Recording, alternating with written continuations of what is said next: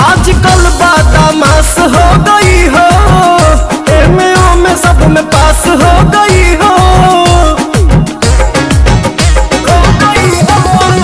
आजकल बदमाश हो गई हो, एमओ में सब में पास हो गई हो। तब आइए ना चूमा लीजिए मेरे मरद, अरे मेरे मरद महोदय जी, लब का उद्घाटन कीजिए मेरे मरद महोदय जी, लब का उद्घाटन कीजिए।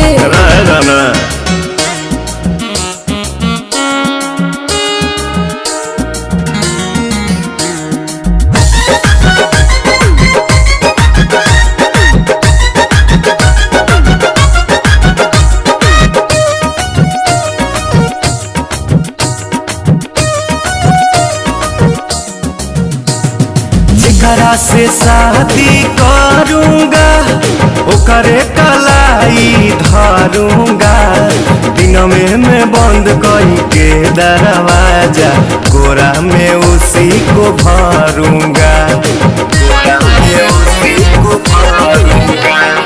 जेकरा से शादी करूंगा ओकरे कलाई धरूंगा, दिन में बंद कई के दरवाजा, कोरा में उसी को भरूंगा। मेरे राजा जी ऐसे ना बोलो, लाज शर्म के शटर तो खोलो, दूध में हल्दी मिला के पीजिए मेरे मरद। अच्छा मेरे मरद महोदय जी, लब का उद्घाटन कीजिए मेरे मरद महोदय जी, लब का उद्घाटन अरे कीजिए ना। रे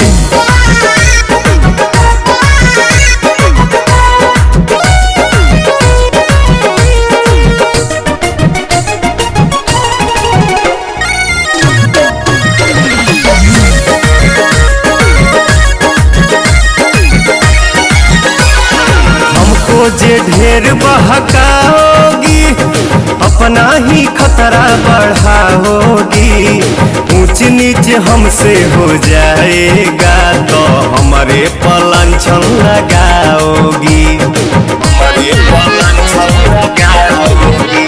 सुन हमको जे ढेर बहकाओगी अपना ही खतरा बढ़ाओगी, ऊंच नीच हमसे हो जाएगा तो हमारे पलांछन लगाओगी।